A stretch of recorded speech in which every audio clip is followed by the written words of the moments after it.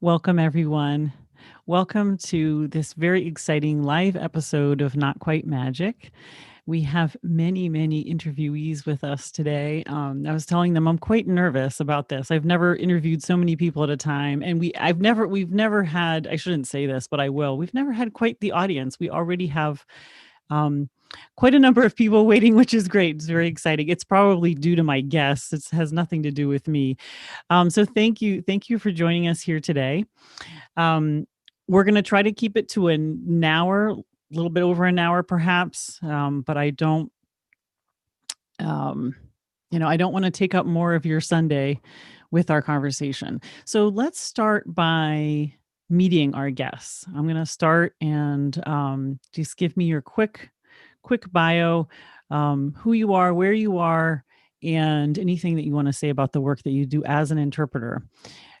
As those of you watching must know, we've gathered here today all the interpreters, or several of the interpreters rather, that interpreted for the most recent cycle of presidential and vice presidential debates here in the United States, in Brazil. So they were the interpreters for several different stations and media outlets in Brazil, transmitting the debates live and for an audience that speaks Portuguese. And we have interpreters that played the role of moderator and the role of Trump, Pence, and Kamala Harris and Joe Biden. So without further ado, let's meet our interpreters. So Paula, can we start with you? Sure. Hi, thank you for having me. It's a pleasure to be here. My name is Paula. I'm located in São Paulo, and I've been a translator for 12 years and an interpreter for almost 10 years. Currently, I also teach simultaneous interpreting. Thank you, Paula. Renato? All right, so hi, my name is Renato. I am also from São Paulo, Brazil, and I have been an interpreter for 8 years. I work with Portuguese, English, and German, and I'm also involved with interpreter training. Thank you, Renato. Beatriz? Hi, everyone. So I'm Beatriz. I'm also based in São Paulo. I've been an interpreter for 13 years, and in my previous life, I was a journalist.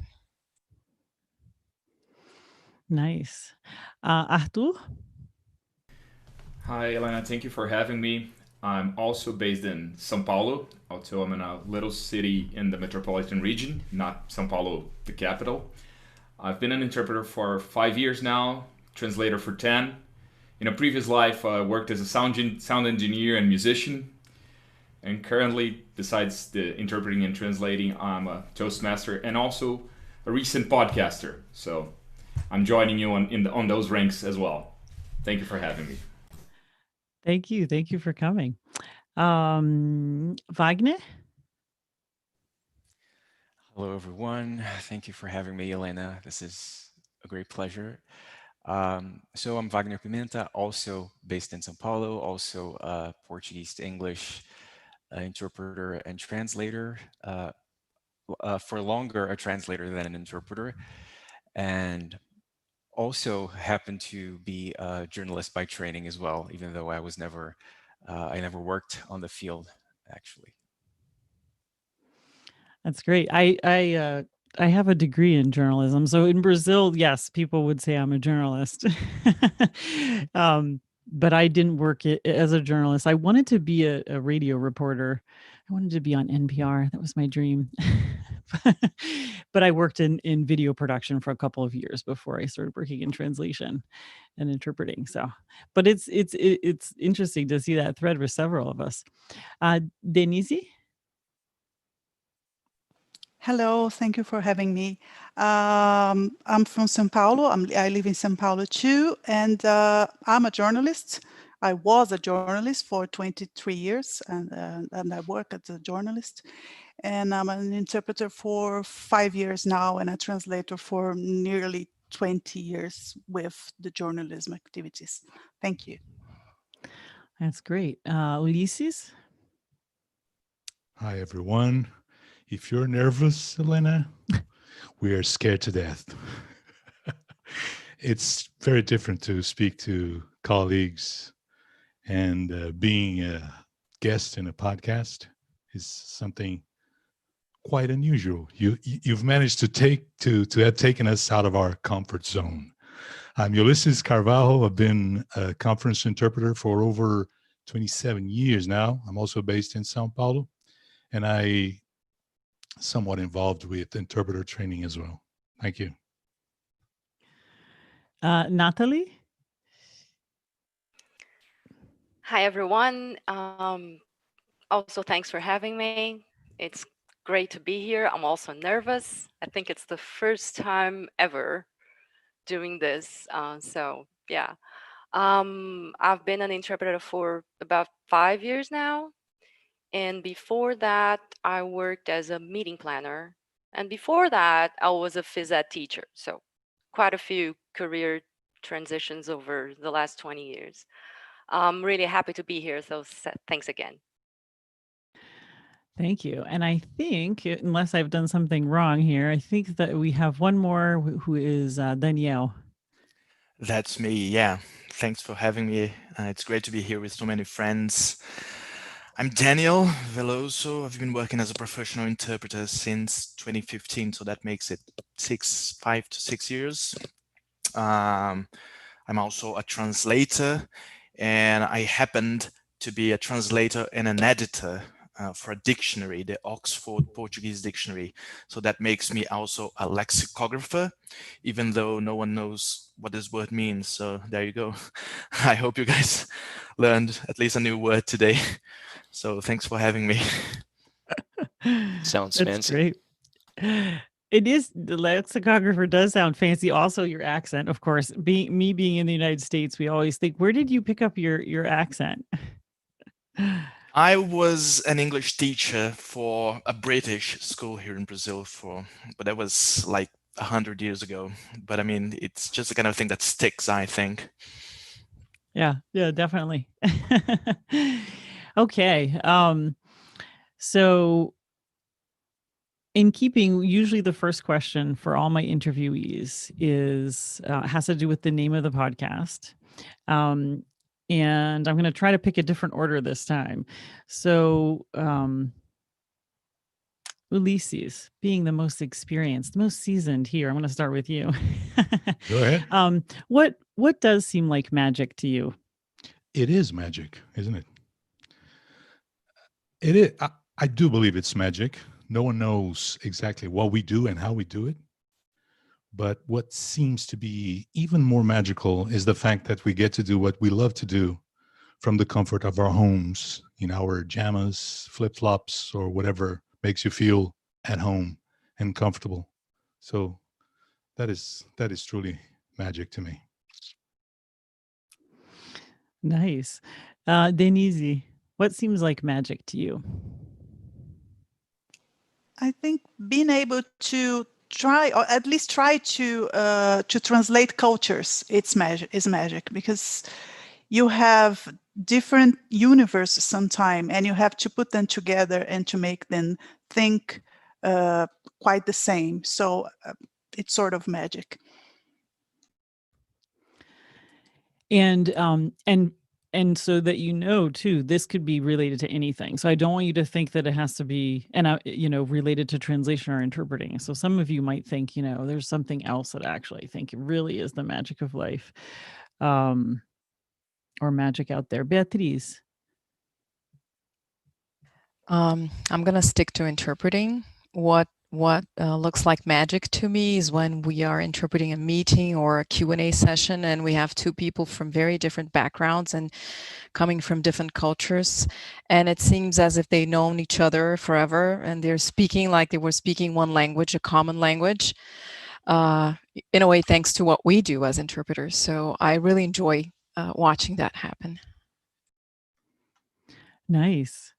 I like it when they laugh at the jokes, which doesn't happen very much. But if you hear someone laughing because you were able to transmit something funny, that's, to me, that's the magic. Danielle, what seems like magic? What is magic for you? I remember I got to spend 6 months in the University of Wisconsin, where I studied some very scientific stuff like syntax of English, which goes like, I mean, the science behind what it is in your brain that makes you process language. And there's all kinds of fancy theories about that. And I remember at a given moment I just stopped my professor and asked her, don't you think this is too far-fetched? I mean, all these theories we come up with to explain something which is very natural. And then she looked at me and she said, well, if you come to think of it, don't you think it's almost unbelievable that you can throw a baseball and there is this other guy at the other side holding a bat and he manages to hit the ball. I mean, it's just magic, isn't it? And I remember it just got stuck in my head. I mean, the kinds of things we're able to do either with our brains, in the theory field, studying things, or even in sports, in different kinds of things. There's so much magic behind around us. It's just amazing. So yeah, I'll stick with the guy hitting a baseball with a bat. That's amazing. That's magic. Nice. Did you see the World Series? Did you watch it? I'm not really much of a baseball fan, I have to tell you, but I still think it's amazing. That's funny. Paula, what's magic to you?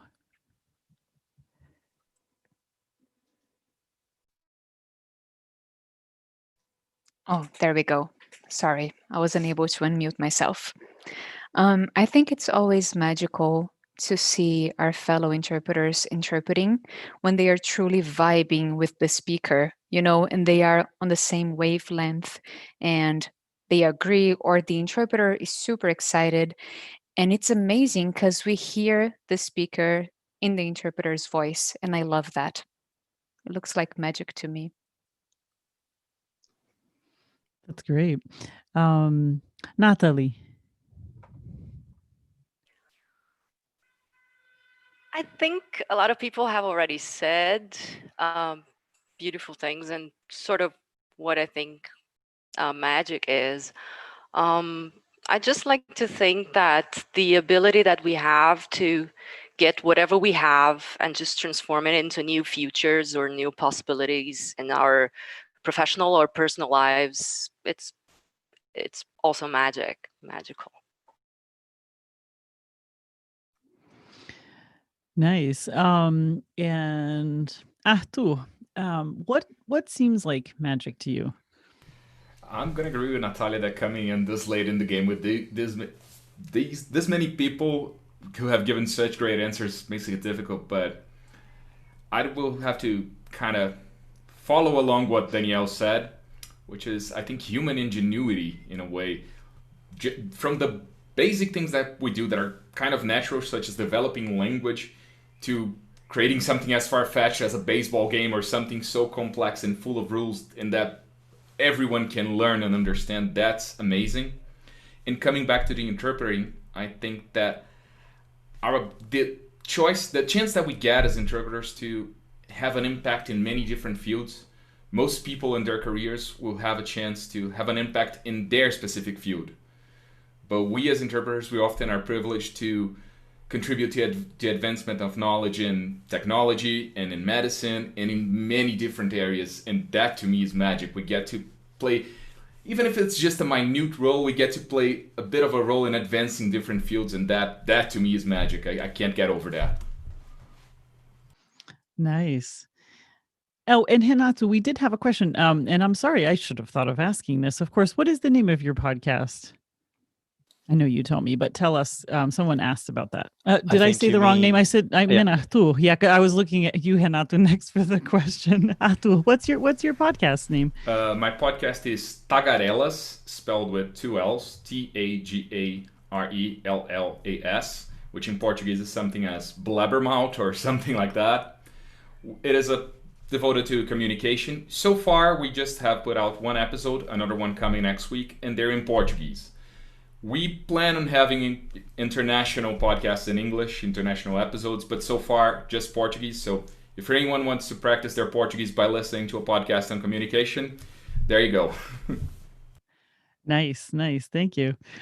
Renato, what is magic to you?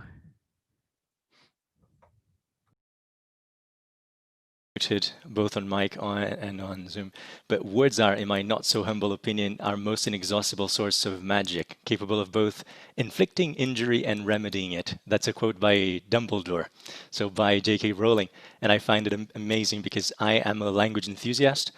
I love learning languages. I loved teaching languages for many years, and I think that I'm very blessed to work with languages and to do something that I really love. So, with interpretation, I think that we do everything that everyone said, so we contribute to many fields. And but I also love the idea of being able to take in the world in one language and then convey it back in a different language. So you sort of, with Laura, we said that you have the world, you have a message in an envelope, and then you have a new envelope with a new language, right? So I think languages are fascinating. Thank you. Okay, Wagner, I think, unless again I've done something wrong, let me know if I have. You're our last one for this question. Wow. Well, I hope I don't let everyone else down, but magic to me, I think the way the same message hits us in a different way when we get it in different languages. It's just something that amazes me. When you hear the same message in different languages, it affects you in a different way. If you can speak both languages, of course. Nice. You guys gave such rich answers. Thank you. It's funny because until now, no one's talked about interpreting as magic or the aspects of working with language in different cultures, but it's definitely the name of the podcast because so many people do see what we do as magic, and they kind of can't believe it. And it's nice to hear that so many professionals think the same. And it's true. I mean, it is, right? It feels, I think, to all of us to a certain extent, like, wait, how do we do this again? How does this, how can we make this work? So again, we are here today talking to several interpreters who worked for the US presidential and vice presidential debates. And we don't want to keep you all day. So even though we have many of them, we'll dive right into that. I want to, now you talked about where you are. A lot of you gave in your bio where you are in your career, which was going to be my first question. So I'm going to rephrase that to a certain extent. But if you, Ulysses, I know you're the most seasoned among us here. Ulysses is, it was very nice that you said that you were nervous too, but Ulysses is a very big figure in the interpreting world, in the English language learning world in Brazil as well.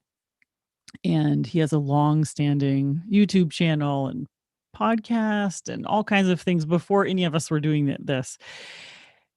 And you've also interpreted at many, many presidential debates, right? Could you talk a little bit about that, your experience interpreting at debates, and whether this year it was any different? Well, the amount of interruptions, that for sure was different from the previous ones. This is my 5th presidential election that I get to interpret the presidential debates. The first one was tougher, of course. The amount of pressure, the repercussions you're going to get if you fumble in any shape or form, in any way, shape, or form. But it's always a thrill because we don't get to do this on a daily basis. We are all based in Sao Paulo because all the networks that cover the presidential debates are based in Sao Paulo. And we're used to the corporate stuff, the corporate BS, if I may, on a daily basis. So you know what you're going to get the minute you walk into the booth. But on a presidential debate, you know it's live. That's another layer of pressure. Not millions of people watching, but certainly thousands and thousands of people watching. Very important people, for that matter. And you know you have to be quick. You cannot allow your boothmate to start 5 seconds in the answer if you are interpreting the question or the previous interaction, whatever that may be. So it's completely different. So it makes you feel, under pressure, and whatever is different, whatever is new, makes you feel uncomfortable. Period. And once you do it once, maybe twice, three times, you get to withstand that pressure and any repercussions thereafter. If you, for example, go to Twitter to check out how you did, forget about it. It's not worth it. You cannot take bad criticism. It's just not worth it. They don't know what they're talking about, period. We know what it is to be in there and do it. So the aspect or that difference from your everyday job is what makes it special. Other than that, two people talking, and there we go. Let's apply the magic that we all know how to apply. I'd like to hear from somebody that for whom it was the first time that you did a presidential debate, and I'll let you pick that. Wagner, you have unmuted yourself, so Yeah, go ahead. Thank you.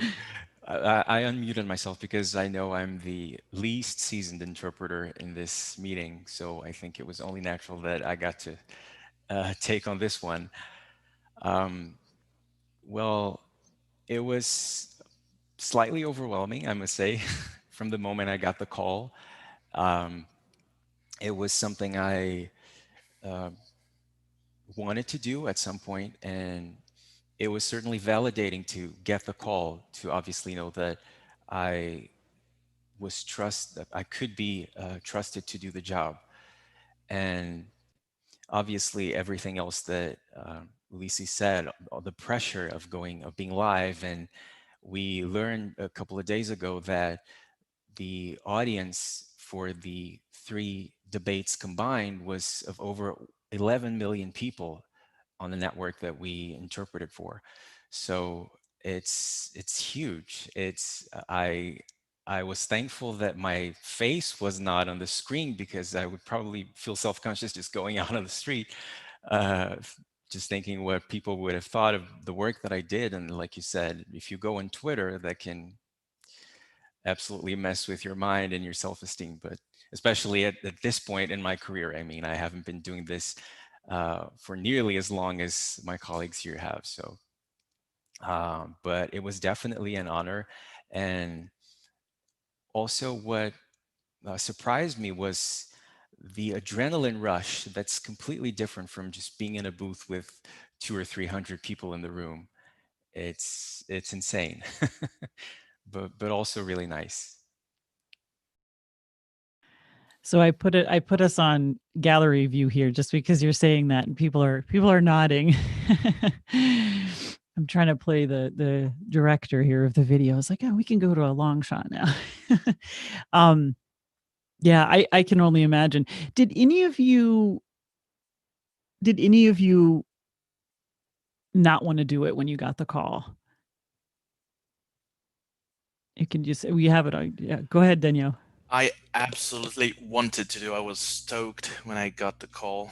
And just to piggyback on something Ulysses was saying, it's a bit of a different experience to me because most of my colleagues are based in São Paulo, which is kind of, kind of the place you want to be to do kinds of things like that. I mean, but I'm based in a different city. I'm from Belo Horizonte in Brazil, smallest city. So we never get a chance to do things like that. That's one thing. So I really wanted to do it because I knew it could be a one-off chance, and also because I'm very interested in politics. I like the subject. That this is something I've been involved with. This is something I have been talking about for a long time, and I just felt that could be a good opportunity for me to work with a subject I'm familiar with, because that's a huge part of our preparation. I mean, if you prepare, I mean, it's not rare that we need to prepare to do a work in an area we know nothing about. I mean, maybe medicine, maybe, engineering, you're going to do some very, very technical stuff. But for politics, this is something I'm really interested in. So I I consider myself to be a kind of a junkie for politics. When most people are watching Netflix, I'm watching, some 60 Minutes with some people, or even Brazil's Roda Viva, things like that. I don't really take pride on that, but I mean, that's just the kind of thing I do, just because I like it. So I was really, really stoked when I got the call. Really, really happy. Yeah, I mean, that's what I would think it would be, but I was just wondering, like, if anybody was like, "Well, I wasn't sure." Can I just say Um, something? To piggyback on what Wagner said about the excitement. So I have been working on television for a while now, but this is the first presidential debate I've actually done. So I had done some political speeches. So I did the inaugural address when Trump was elected 4 years ago, and I have done a few other speeches by Trump, by Obama. But I was really not scared, but a bit more unsure. Not about doing it, like if I wanted to do it, I definitely wanted to do it. But 4 years ago, we were going to do the debates between Trump and Hillary, but the network I normally work for, they decided not to do it last minute. And I was like, oh damn, I really want to do it. But then I was watching Ulysses do it on another channel, and then for a moment I was like, oh God, thank God I'm not doing that. That's so difficult. And and Ulysses has always been like a sort of an idol to me. He's like a fantastic interpreter, and I think many of us look up to him. So watching him do watching him do the debates 4 years ago was somehow inspiring. And to be honest, when I was going to do these, I went back to listen to his again to see like how he was doing it, so that I could prepare to do it again. It's very different when you're doing like a political speech. Like when I did the inaugural address, it wasn't a difficult speech in and of itself, because it was just like prepare text. Trump was very focused, so to speak, which is not very natural of him to like say full sentences. But then when he was debating Hillary, he got more aggressive, and they're always trying to dodge questions and all. So I was not sure what to expect of these debates, and I certainly did not expect to have what we had the first one, right? But I always think that interpreting on TV is a thrill, and I find it really exciting. May I also add something? of course, yeah. To take on what Renato said and also what Wagner said. For some reason, I think for the most part, before the debate, I managed to block out the size and the scope of the thing, and I wasn't too nervous. I was incredibly thrilled. The day I was actually invited to do it, I was actually having one of the worst days in my year, and I got that invitation, so it was a day of very extreme emotions for me. And the day I actually got to do the first one, which was the Pence debate, the vice presidential debate, I didn't look up numbers. I didn't look up how many people were watching. I didn't want to know. I wanted to kind of block out and as much as possible face it as any other job I would do. But the adrenaline, and one thing that I can say that was different was, one, the adrenaline during it, and just how laser focused I felt in it. We are always very focused whenever we're interpreting, but we're helping our bootmates, we're looking something up, and it felt different. It felt very, this is the mission, this is what I gotta do, this is what I gotta pay attention on.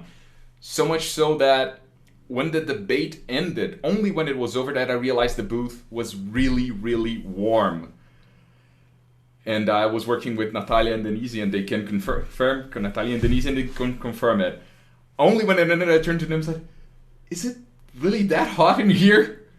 Because during the debate, I didn't even feel it. I wasn't on one-track mind, tunnel vision. So that was definitely a level above my usual level of focus. Thank you. That actually, I have a couple of questions that I wanted to just put out there so that people can imagine the logistics, because they were a little bit different. So as a reminder, all of you were freelancers, correct? Correct. So the interpreters, none of them are hired by a television station in general as employees. They're all contractors. Some of them were, in some situations, or perhaps in all of them, there was the hiring interpreter, right? And then that interpreter chose their team. We do have a couple of questions from the audience too, but I just wanted to, if someone else, maybe Denise, or let's see, I know Denise and Ulysses, your teams had very different situations for setup.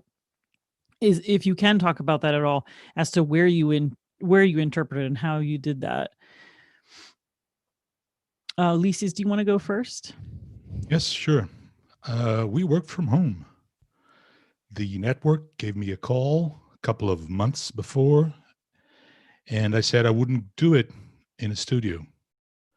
And I was more than glad to set up a team to help them out with young interpreters, people whom I trust, of course. And they said, no, we want you. And I said, okay, let's test out how we can do it from home. And we ran a bunch of tests and it worked fine. So all my colleagues ended up working from their homes as well. So that's yet another layer of pressure on our side, because we had to make sure our mics were on, the internet connection was there, you know, the usual stuff, plus something else. So that was our setup. Denise, do you want to talk a little bit about your setup? Well, we worked in the studio as we usually do. Natalie and I, we have been working with CNN Brazil for some time as third parties, and I have to say that we are not speaking on behalf of CNN Brazil here, just to make this very clear. But we have to. Anytime that we call a colleague to call for this debate, we explain that we have to do in person, so we have to check all the COVID measures were in place for them and also for the network. But it worked fine so far. But it worked fine, so we're happy to be there, to be able to go there and work there. Nice, thank you. Yeah, I did. Thanks for saying that, Denise. That is something for everyone to know, that the interpreters are here. They're freelancers, and they're not speaking on behalf of the media outlets that they worked for as contractors. Okay, let me give you some questions that we have from our audience, because we do have some good questions here. The first one, and you might not know, but maybe someone does know, and it's similar to what I was saying in some ways. Does anyone know why Global News, which is another one of the big stations or media outlets, I keep calling them stations, but I feel like nowadays we don't call them that anymore. Global News, Global being used to be the powerhouse in Brazil. She says that they use their own newsreaders or journalists as interpreters. Does anyone know why that was? Ulysses? I have my take on it. I believe they resort to journalists because they do, to a greater extent, what we interpreters should strive to do in the first place as interpreters during the interpretation of political debates, which is less attention to detail and way more concentration on the form, being concise, clear, and kind of summing up what they're saying using your general knowledge, which journalists tend to have plenty of. And that's the direction that I try to follow too when I'm interpreting. It's completely different from a technical scenario in which you are interpreting someone talking about a maintenance program. 2 millimeters to the left or to the right can make a huge difference, not in a political environment. So being brief, concise, not blurting out every single word that is uttered from the microphones. That's my take. Yeah, interesting. We have another question here from, and yeah, if it were just one or two of you, we could go on that question all night, because that is a really interesting question of like, what do we what do we interpret? How do we do it? Are we aiming for a summary? Do we get everything? What does delivery have to do with it? And then I imagine even the differences with those between the two presidential debates, just trying to get an edge in. But we'll talk a little bit about that later. We do have a question here, which is related to what one of you were saying too, which is, was there anything? Was there any answer that the candidates gave that was completely unexpected? Like, what was the most unexpected thing that you heard? I was just telling the guys here in the chat that preparation was just amazing for this event. We set up this WhatsApp, this text message group, and we talked for hours and hours about all these subjects. And we kind of had a list of all the subjects that the candidates would be talking about during this debate. But that did include homeland security, which is, of course, always a topic. I mean, that's always, it's spot on. You will have a question about that. But anyway, I wasn't really, expecting that kind of question. That was in the vice presidential debate between Pence and Harris. And they started talking about the whole Iran Soleimani situation. And I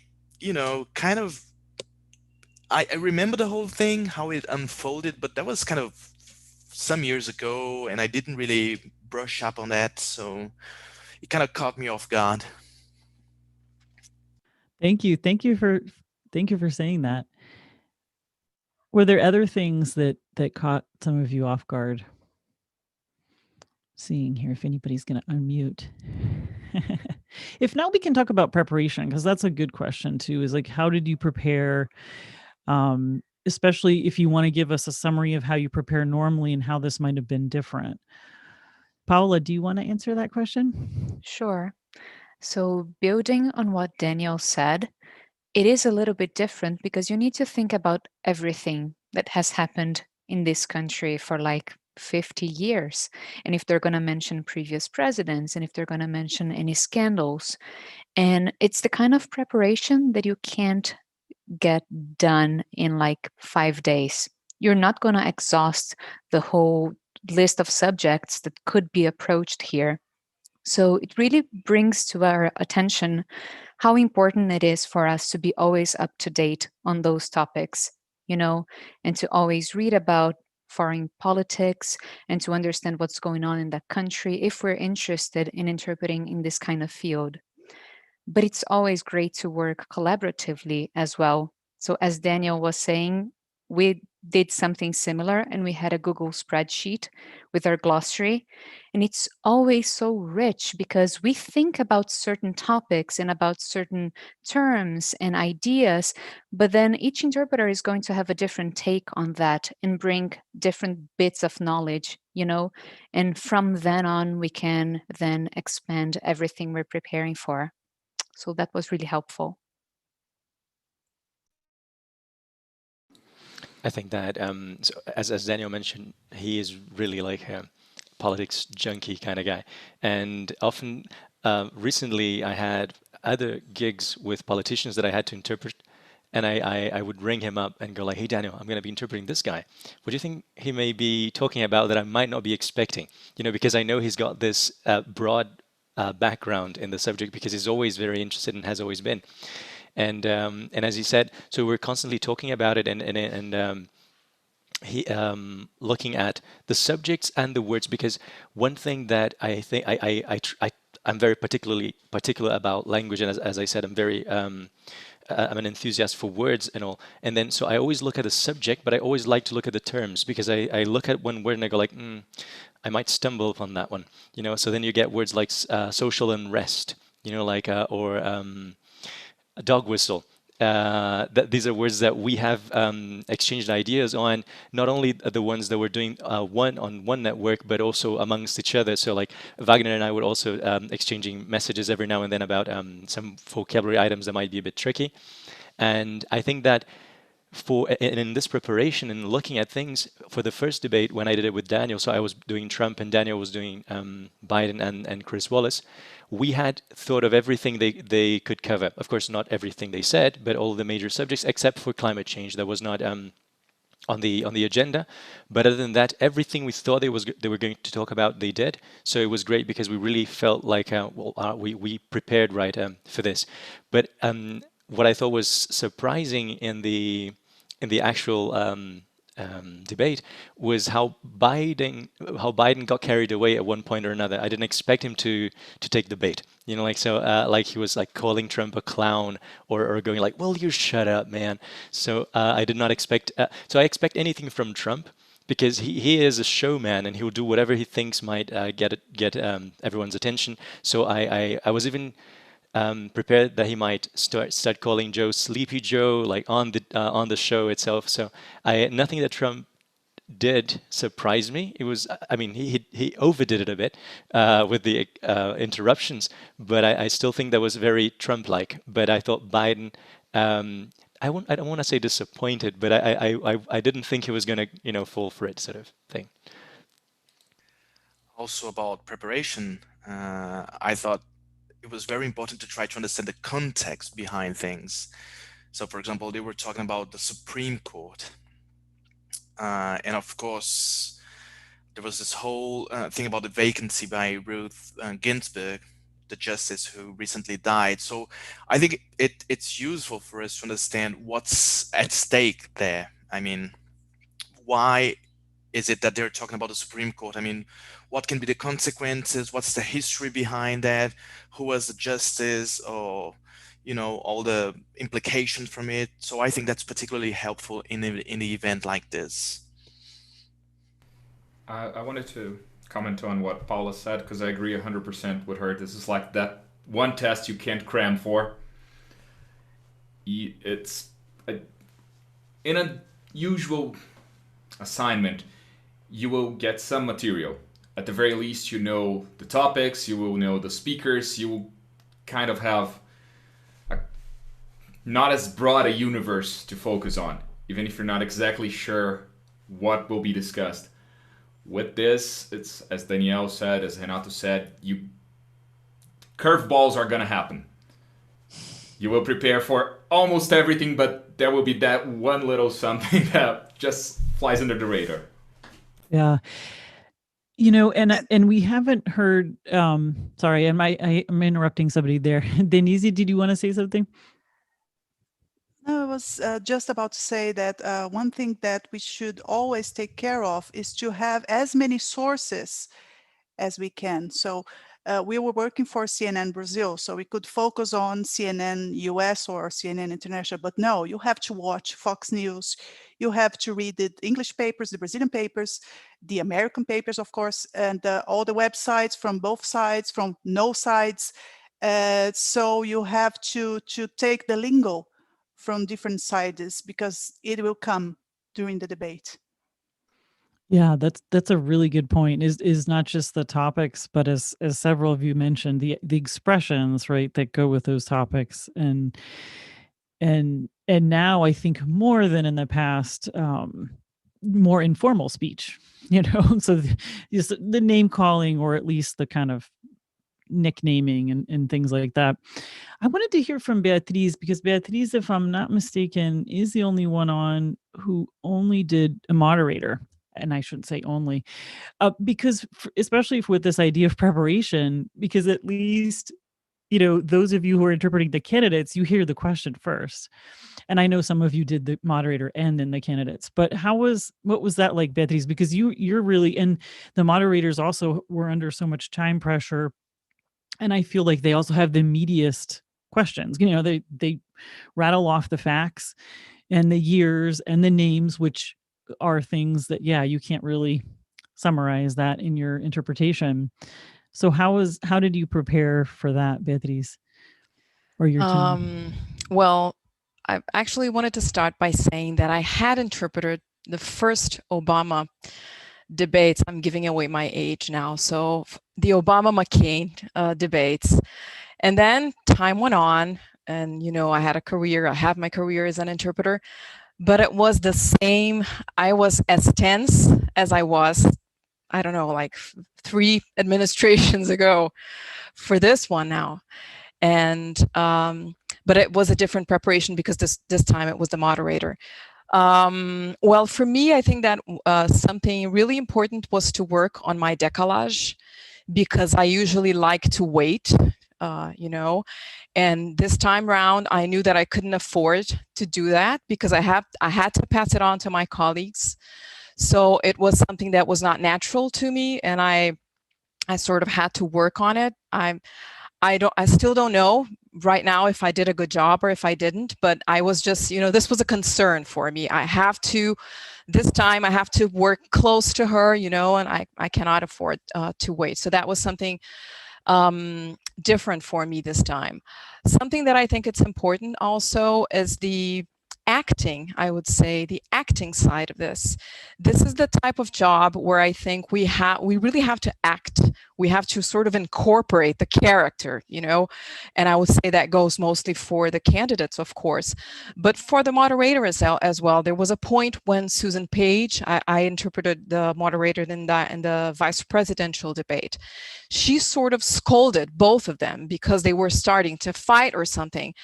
And afterwards, a friend of mine told me, I like that part when you scolded them because it was fun. And I thought I really, I was like sort of playing the part. It was fun to do that as an interpreter, to have the chance to get nervous in a way, during your work. So it was nice. And although I do think that of course the challenge lies in the hands of the interpreters, of the candidates.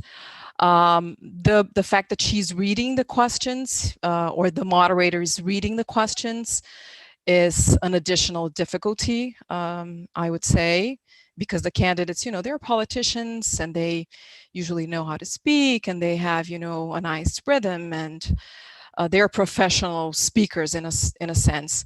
And Susan Page is not even a television journalist. She's a print journalist. That's her background. I think she did a great job. But anyway, that was a challenge to me also. The fact that she was reading, she had everything in front of her, and I didn't, as a moderator, as the interpreter of the moderator. Right. Thank you. Natalie, you are also were you interpreted for the moderators. Did you prepare in a different way? What does this bring up for you in your preparation as a moderator? I also translated Susan Page in the vice presidential debate. So apart from all the difficulties that Beatriz has already mentioned,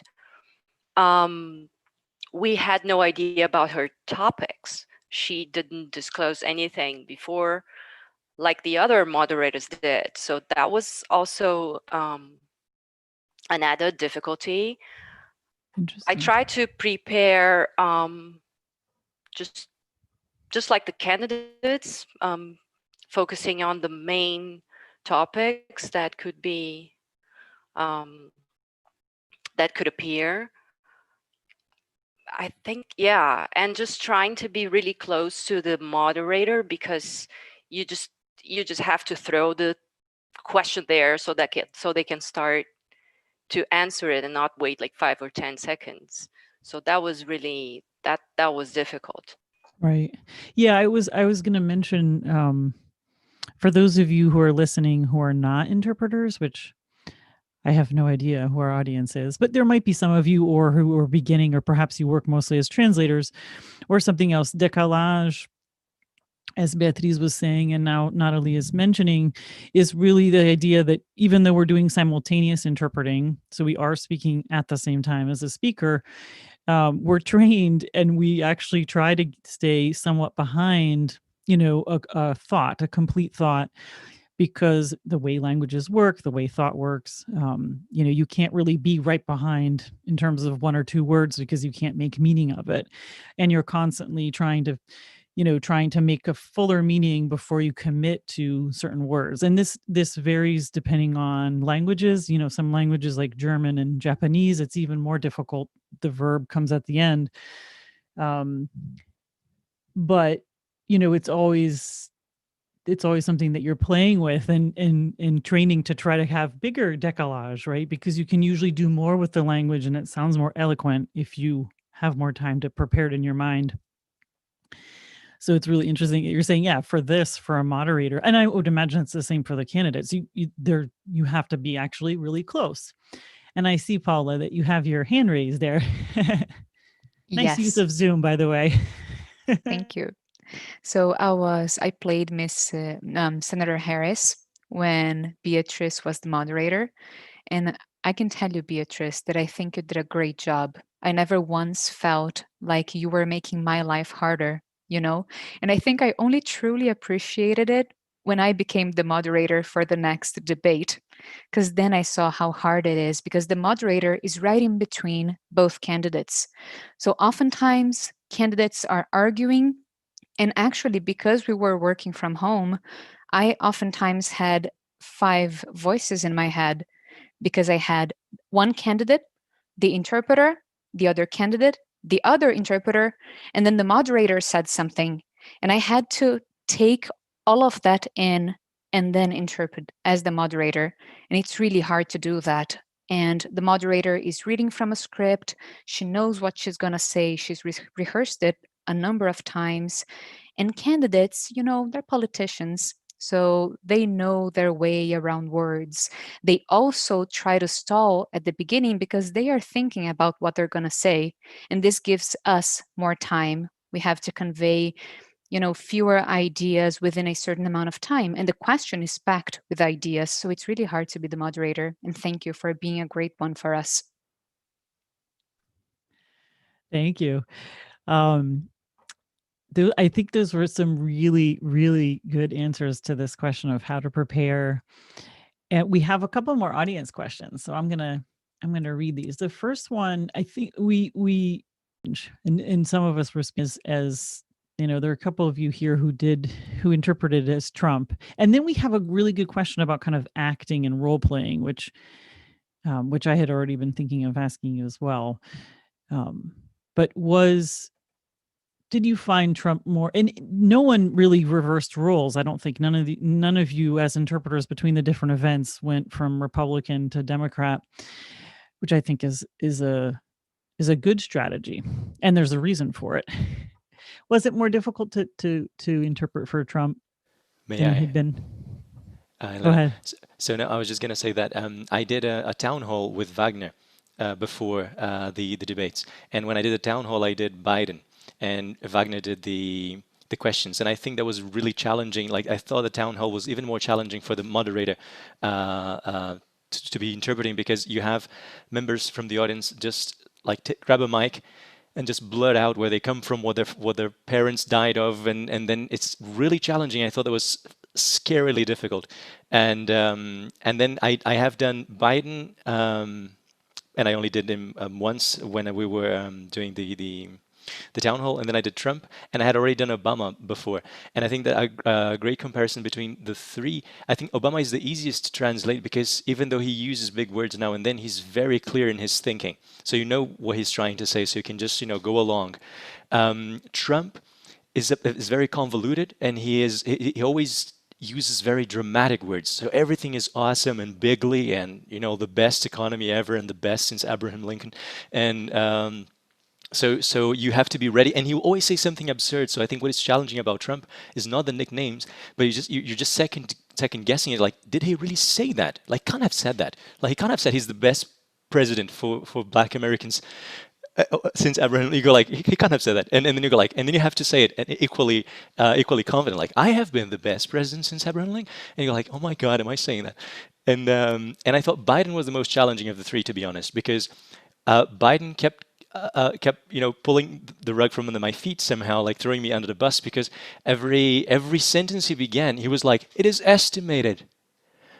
Experts say, my son Bo. And you go like, God damn it, finish the sentence, man. And like, I thought him very, very difficult to translate, because certain sentences he would start off with a number of figures and a number of complicated names and this and that. And if you're further behind, you would probably get confused and try to keep up. But then if you stayed up too close, which we normally do on television, and we're just talking about that with a décalage, short décalage, then you kept on correcting yourself, and it sounded like someone commented on when we did. When I did Biden, someone commented, "Is the translator really confused, or is Biden really confused?" Because at one point I was just like starting sentences I never finished, and I thought it was really frustrating in a way. So I congratulate those that interpreted Biden, because I think that was a mammoth task. Good point. And you know, breaking that cardinal rule, yeah, of not finishing your sentences. That's the one thing. Again, for those of you who aren't interpreters, an incomplete sentence is pretty bad. But if the person's saying it, sometimes that's the only way, especially in this kind of environment. Arthur, I think you have your hand raised. Yes, thank you. I'd like to say that I get where Renato's coming from with the bombastic statements by Trump. But I think for Trump, you have to go in ready to not question what he's saying and accept it and move ahead. Otherwise, you were going to get stuck. But I don't have as much experience interpreting politicians, particularly. I have interpreted a few in Brazilian events from Portuguese to English. And those, I feel that many of politicians in Brazil have that habit of not finishing sentences, so that wasn't something I suffered with on the debates.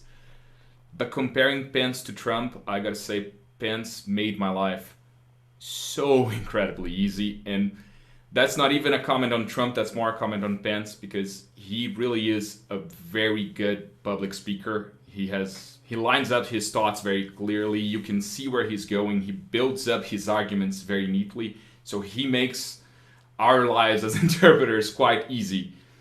So he was a lot easier to do than Trump, but not as much because of Trump, but even more because he was that good a speaker, in my opinion.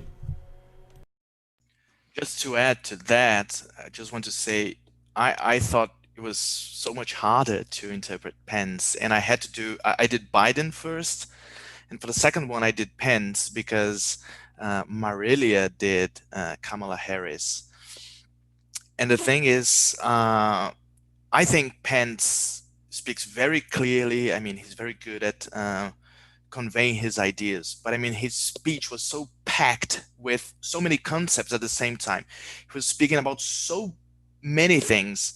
It was very dense, very, very difficult to kind of convey all those ideas in short sentences like he does. I mean, so I thought for the first debate, the presidential one, I mean, it was kind of a bit of a,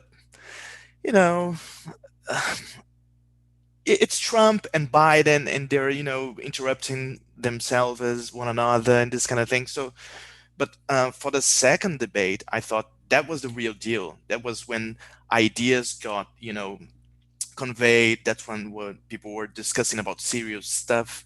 So I thought it was so much more difficult because of that. I mean, so many complicated and complex ideas going on. Right. That makes sense. Yeah. And it was how was it? I mean, how did it feel to interrupt each other during that first debate? Because I as a listener, I liked it. I mean, I was, it was really, I was like, wow, they're doing it. But at first it felt, wow, they're interrupting each other. But I could see that obviously the candidates were doing it too. It was a thrill. I was Chris Wallace, and I was like in Portuguese, não é sua vez, senhor presidente, acabou. And so it became, which is, it's not your time, your time is up, etc. It became like a joke in my family that every time we have an argument, I can go and say, it's not your time to speak right now. And not that my family has arguments anyway, but it was difficult, especially because you have to be very focused and to watch closely, because the cameras were focusing on both candidates. So Chris Wallace was not on camera. He was on camera only when he was making questions. So you have to be very attentive to catch his voice, because you could mix his voice for either Biden or Trump. So the interruptions, but they were thrill. They were a rush of adrenaline, big one. Can I say And something about that, Elena? Sorry, Ulysses. Go ahead. No, I think that I did not interpret the first debate. I was watching, so I was comfortably watching, at home. And I think it for us, for our profession, it was actually a chance for lay viewers, in a way, to see how tough it is to do what we do. You saw a lot of people on Twitter or Facebook or whatever saying, these interpreters are doing a very hard job. This is really difficult to interpret. And it is indeed. And they did an amazing job, the best, if we were to quote from the best interpreters ever since Abraham Lincoln or something. But they did an amazing job. And I think it was a chance, to show a really broad audience that it is a tough task, and they can handle it, which they did. What I was going to say is that some of us got the chance to interrupt ourselves, because during the first debate, I was interpreting both Trump and the moderator.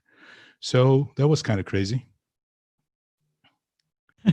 Yeah, that's right.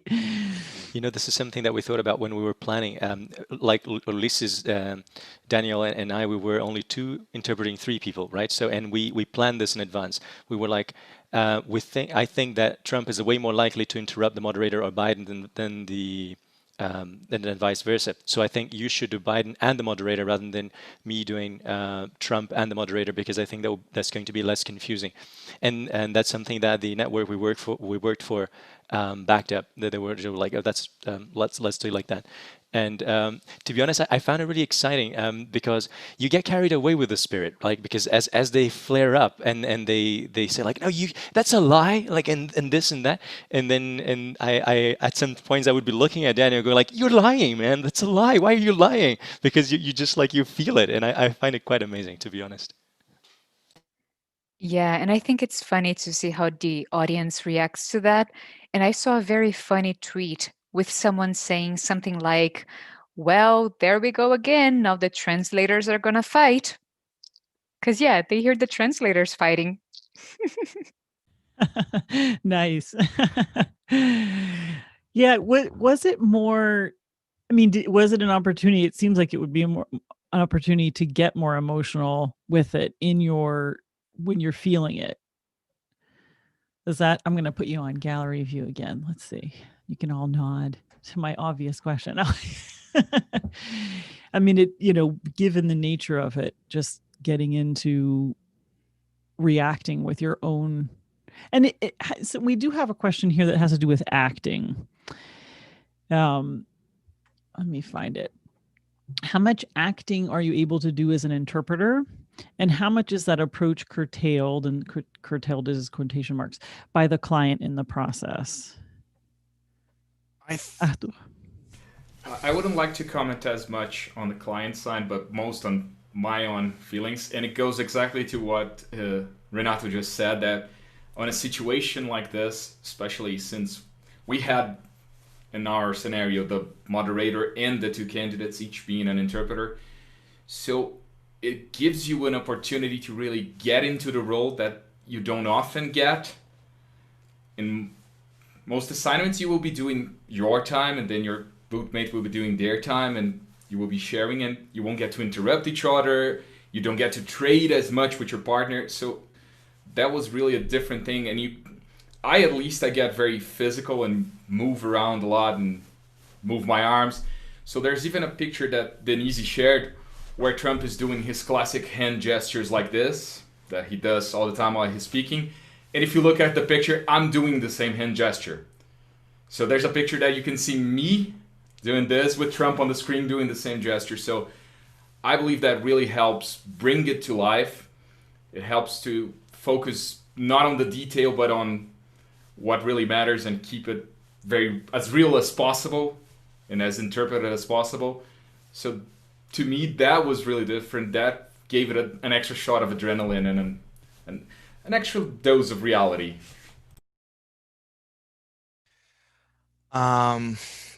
I thought it was a powerful moment, right? Next to the end of the first debate, Biden actually broke the fourth wall, and he pointed to the camera and said, "You should vote. You need to go out there and vote and do this and do that." I thought it was very, very powerful. I mean, and I really felt the need to convey the kind of emotion he was trying to convey right there, because I mean, he was really appealing, he was urging to people to do something, and this is not something you see quite often. I mean, I don't remember seeing that quite often. I mean, politicians breaking the fourth wall and referring to the audience, I mean, to the people behind camera. That was a very powerful moment. Yeah, that happened with this one for sure. And I was just, it reminded me of translation studies, and we talk about, the intent and the intent, the purpose, the audience, different things. But in this one, you're, unlike a lot of conference interpreting jobs where it's more informational. Sometimes it might be negotiating, but a lot of times it's mostly informational. This one really is persuasive, right? It's speech. You're trying to change people's behavior. You're trying to persuade them that you're the right candidate. And so emotions do play a bigger role in that sense. And from the speakers. Another thing too is that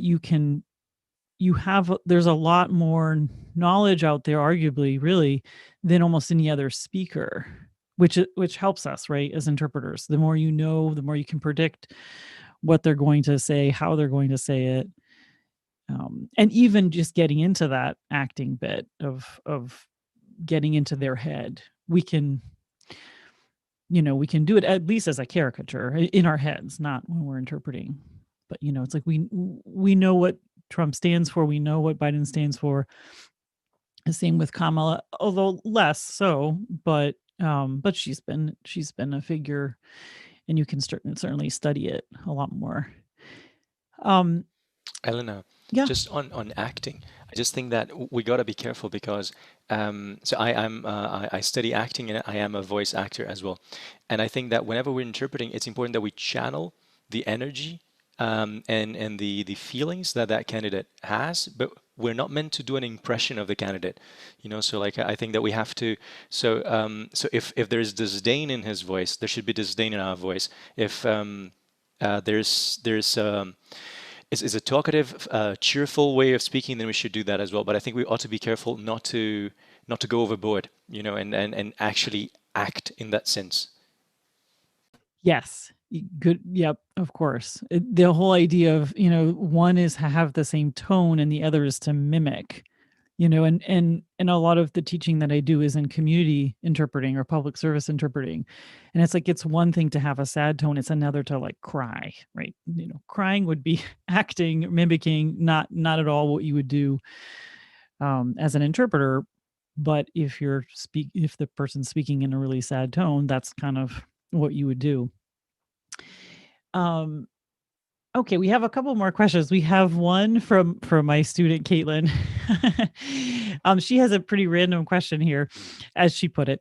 How did you deal? What was going through your minds? And I'd love to hear from Wagner. Although Wagner, no, but you weren't in the vice presidential one, so I'll wait. But you've been so quiet. So next one I'll give to you, Wagner, first.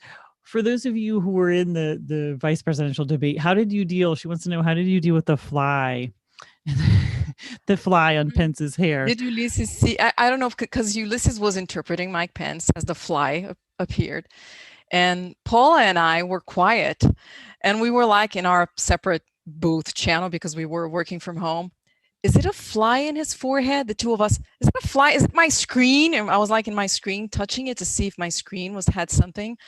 So it was good that we could laugh because we were not interpreting at that moment, at least for me. Yeah, I Do you loved it. remember? Go ahead, Paula. Go ahead. Thank you. It was comic relief, and we were so tense. We were so nervous that when we saw the fly, we just laughed together and it made it all better. Go ahead, Ulysses. But do you remember what I replied in the chat box? I don't know. I think it was Beatrice who asked, "Is that a fly?" I said, "No, it's not a fly. It's a beep drone on his head."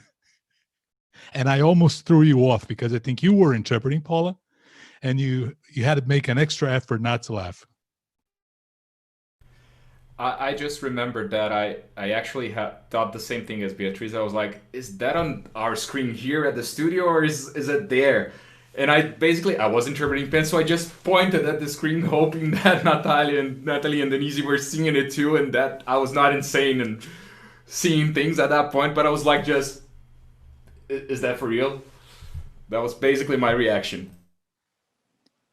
And it was the second time because during the RNC, Natalie and I, we interpret both conventions, DNC and RNC, and one fly was on Rudy Giuliani's head for, I don't know, 40 seconds. And we were like, ooh, disgusting. It was a bad scene, a bad one. So it happened again on a Republican. Anyway. And Rudy Giuliani doesn't have hair, right? It must be Pence must have, so much hairspray. I was like, the fly just got stuck in there. That's what I was thinking. It's like, it's just gonna get glued to his head. But Rudy Giuliani doesn't have, right? He's pretty bald. Okay, we still have some more questions. Now we're at the 3 hours and 15 minutes, so I won't keep you much longer. Thank you so much. This is a wealth of information. This is a really good conversation. I'm really glad we got to do this. This is a nice question. What do any of you have a warm-up routine? So I'm going to ask Wagner, as I said, what is your warm-up routine, or what do you do in the minutes leading up to an interpreting gig? Well, usually I do have a few vocal exercises that I do when I get the time, because sometimes it's pretty stressful and you're worried about vocabulary and worried about the agenda and worried about the time. But in this case, I actually didn't really do much, even because, with COVID, we were trying to wear our masks for as long as we could. And because, as I said, once again, it was pretty nerve-wracking in a lot of ways. And so I felt like my body was warm enough and that I needed to prepare myself mentally more than I needed physically. So I tried to focus more on really steadying myself and not trying to show any or too much nervousness in my voice, and trying to put myself in the right frame of mind, so to speak. Yeah, which is a warm-up routine. Yeah, I think exactly. Yeah. Anyone else want to share what they do in the few minutes leading up to it? Any kind of, mental warm-up, physical warm-up? I always think that voice, like warming up, my voice is important, and I always look at words that I think might be difficult to actually enunciate, and I repeat them out loud, like over enunciating them, like Ku Klux Klan. I was like, I'm going to say that wrong. I'm going to say that wrong. So I kept trying to say it very slowly and clearly. So this is something I always do right before the gig starts, like just trying to get my mouth set. Okay.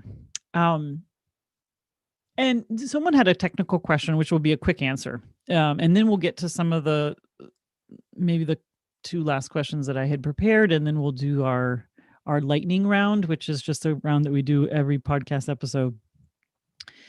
Do you know why or what was it? Just a financial decision in terms of the moderator having only, the same interpreter do the moderator and a candidate, or was it a technical thing? Can you share any of that? I think I can. Yes, it was a financial decision the first time around, but then they got so many complaints from those who listened to the debate over the radio, and then they decided to go with 3. Boom, I said it. Yeah, I think that's what all of us imagined. And of course, I'm sure the interpreters had a different recommendation. at the, I mean, for the first time around. Okay, so what about did you feel, we talked a little bit about kind of the emotions, did any of you feel more sympathy or compassion or empathy for the candidate that you played, that you interpreted for, an actual kind of rivalry or contempt for the other? Did you have any kind of these transference or identification issues that you noticed? Just a quick one. I wanted to hug Chris Wallace after the first debate. Tell my friend, I know what you're feeling. That's all.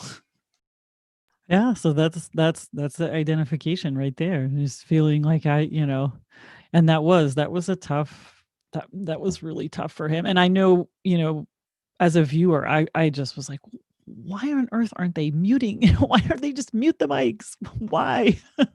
And then I found out, yeah, I guess per the rules, they couldn't do it. So they changed it. I think during the debate, you're channeling that energy, so you feel it sort of like, I'm that guy, right? So even though you may be saying something that is preposterous, you go like, yeah, this is me, yo, and you say it. But then as soon as it's over, you look at your booth mate, and you're like, can you believe that? Can you believe I said that on TV, man? Yeah, I remember hearing Cala Boca, shut up, from Wagner. I was like, wow. And I mean, I trusted him. I was like, I think I had just worked with him in a not in a paying job, but in a really good practice. Shout out to Amerivox.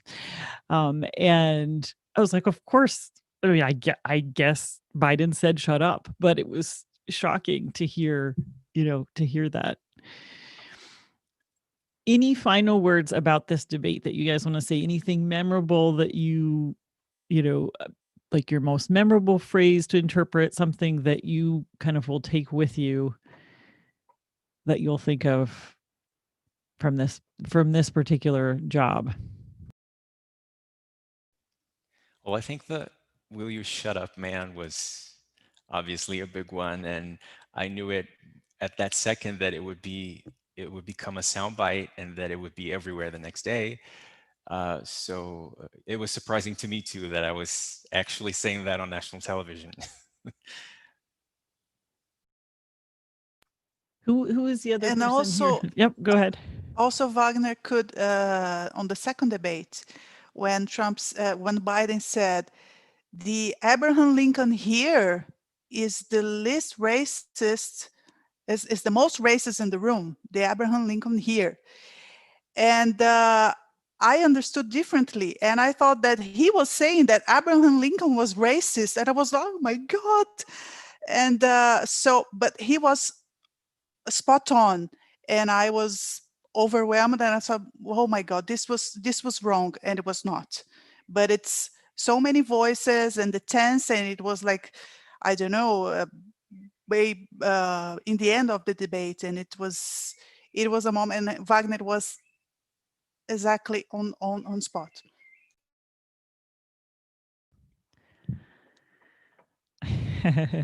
Thank you.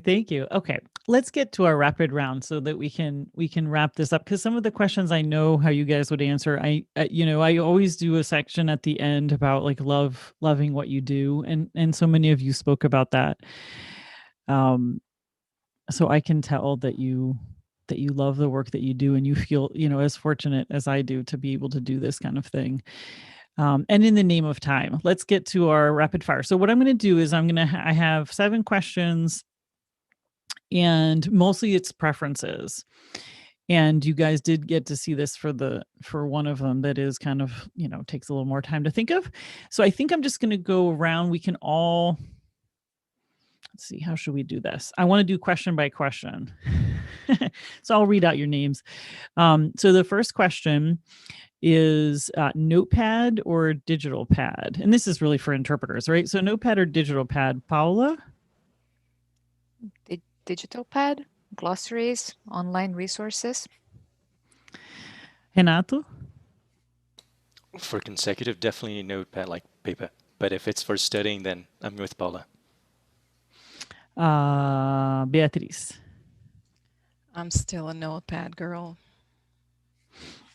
I got mine up here. I have both, but yeah.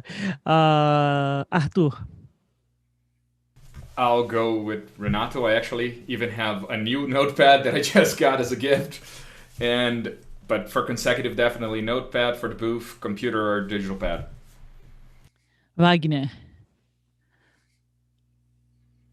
I'm a digital pad person mostly, but I find that in the booth, it's good to have both, to have a notepad as well as a digital one. Oh, yeah. And then I'm going to ask you another question. Denise. Digital. All the way. Okay. Ulysses? Me too. Digital. Nice. Natalie? I second them. And Danielle? Digital, I think. Yeah. So when you say digital, you're talking even writing out digitally in a pad. Cool. Has anybody experimented with Jamboard yet? I heard about interpreters in the back channel exchanging Jamboard or another whiteboard function where you can write out, as you would to a booth mate. I'm just curious if any of you have done that. I haven't, but now I want to try. I wouldn't see the value in it to be. I can't read handwritten text. So if someone wants me not to understand something, they have to write it per hand. If they want me to read it, they have to type it for me. So if a booth mate writes something down on a piece of paper, I don't even try to read it because I can't. So they have to type it if I want to understand it. What I usually do is I just open up a Word file and then I write everything I need there, and I just blow it up to 72, the size font, and everyone can read. I think it's kind of the kind of solution that makes it for everyone, right? I mean, we don't suffer from what Renato has just described. Yes, but now Renato has given us a perfect way if we ever want to throw him under the bus for any reason. Exactly. If you see I'm struggling and you want me to struggle even more, you give me something that I won't be able to read, and I'll be able to neither understand what I'm listening to nor what I'm trying to read, so I'll just drown. He revealed his kryptonite. Okay, let's go on to coffee or tea. Paula. Coffee.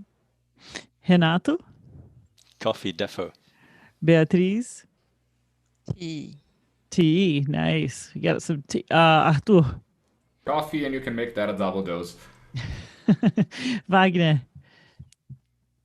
Coffee, buckets of coffee. Denise. Both, but mostly coffee. Ulysses. Coffee. Natalie. Coffee. Okay, and Danielle. Beer. Oh, I'm sorry, coffee. Yeah.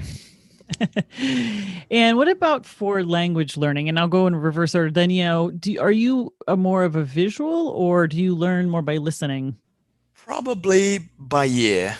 I really like to see text on paper. That's what helps me the most, I would say. But between visual and ear, I would say by ear. Okay. Natalie? I would say listening as well, although I kind of agree with Daniel too. So, yeah. Ulysses. A little bit of both. No preference there. Okay. I'll put us all in gallery view here. Denise. Listening. Wagner. Listening, most definitely. Arthur. I'll go with Ulysses with a little bit of both. Mostly visual when starting, and by ear and listening to expand vocabulary and memorize things. And Beatriz. Listening, I would say. Renato. I'd go with both. I'll listen to the word as I read the phonetic transcription. Okay, and Paula. I'm more of a visual learner, but I actually learn it when I do it. Like kinetic, or yeah. Yeah. Okay. Do any of you have a special object or like a totem that you take with you when you interpret, something that you find that you have to have with you? This could be anything. Paula? No, not actually. Just try to always take my brain with me. There you go. Renato? I don't think so. Just like everything I may need for the interpretation, but no special, like no lucky underpants or anything. Beatriz? I always like to have a mint on the booth and a fan because it usually gets really hot. Arthur? It's more things that I need. I feel naked in the booth without a laptop, for example, but mostly just functional stuff, nothing like a token or a lucky charm or lucky briefs. Wagner? Yeah, no tokens for me as well. No tokens. Always water though. Yeah, lots of water. See, all my guests, but none of them have been. Yeah, I don't think any of them have been Brazilian so far. I had a lot more totems, a lot more yeses to that question. Denise? No, Water. No. it's water. Ulysses? Any totem or anything that you have to have with you? I read it. I have it right here. It was a gift from a colleague interpreter who passed away 2014, Mauro Slotnick, and I've been carrying it since then. And he said that when I started out, people said that I had a lot of confidence when I spoke, and he told me to carry this every time I interpreted, and I'm doing it. I don't know whether you can read it. Oh, that's beautiful. This is my warm-up. I think that we do all the preparation, all the technical stuff, glossaries, research, whatever, way before. But in those 5 minutes before the gig starts, you have to work on your confidence. So that helps me in that regard. Oh, that's beautiful. Natalie? Thanks for sharing that, Ulysses. That's sweet. That's really sweet. I don't have anything like that, but it's beautiful. Thanks again. And Danielle, do you have anything? You're muted, but we see your water from a peaky. You're on mute, man. We couldn't have a Zoom call without having somebody on mute. Yeah. I'm sorry, guys. I'm sorry. I'm just telling that I like this water bottle. It just makes me safer. It doesn't really do that much to me, but I mean, I just feel safer. Yeah. I'm going to skip some of these because they do take longer with so many of you. How about, is there, and we can raise your hand if you want to say something, is there a term or an area or category of things that kind of never seems to stick, that you have to kind of go over beforehand, or that you struggle with as an interpreter? Like I know one for me is, so even as I say it, is micróbio, because if I'm not careful, I say micróbio every time. So I have to write it out. If it's, biology or anything medical, I have to write it out so that I pronounce, even it's a pretty simple word, but it's micróbio is what comes out. I think there's always a couple of words, like I struggle with the word gospel. Now I think I've got it finally, but I always, not to pronounce it, but to remember the word in Portuguese, and then acronyms in general, like OCDE, OECD, they're very similar in Portuguese and English, so I always need to have them like written down, because otherwise I'll mess it up once or twice, I'll get it right most of the times, but I'll mess it up once or twice. So acronyms that are very similar, something I need to have like somewhere I can see. I have the same experience with the exact one Renato just mentioned, the OECD, which can always trip me up because they're so close in Portuguese and English. It can be a trip. Okay. I always struggle with the take for granted and exciting in Portuguese. It's just always difficult to place it and just find the right expression in Portuguese. Yeah, exciting is a tough one. Exciting is really tough because we use it so much. I mean, that's what I kept saying in English about this, but Yeah. You know what I saw the other day? I have a couple of old Monica comic books, and I saw the word chocante. Now, this is for those of you that are, closer to my age or older. I was like, right, we used to say that. It means shocking in English. We used to say that as like a really cool thing. But I had totally forgotten about it. I had totally forgotten about chocante. Chocante, cara. 80s. It's an 80s term. It's an 80s term. I I didn't was know like, that. yeah, you didn't even know it. Yeah, chocante, cara. It was like, masa, or I don't even, do we still say masa, right? It's like really cool. Ulysses is like, no. Okay, so on that term, now that I've embarrassed myself, now how about a favorite podcast? Did I skip? No, because I got everybody for that one. Can you name a favorite podcast? Go ahead, Danielle. Oh, sorry. Beatriz, would you like to take it first? Go ahead. Yes, because I'm completely addicted to a podcast. It's Sure, go called ahead. Praia dos Ossos. Last episode out yesterday. I'm an orphan. It's a great Brazilian podcast about the murder of Angela Diniz. And although this happened many years ago, it's sadly contemporary. Nice. Praia dos Ossos. Okay. Danielle?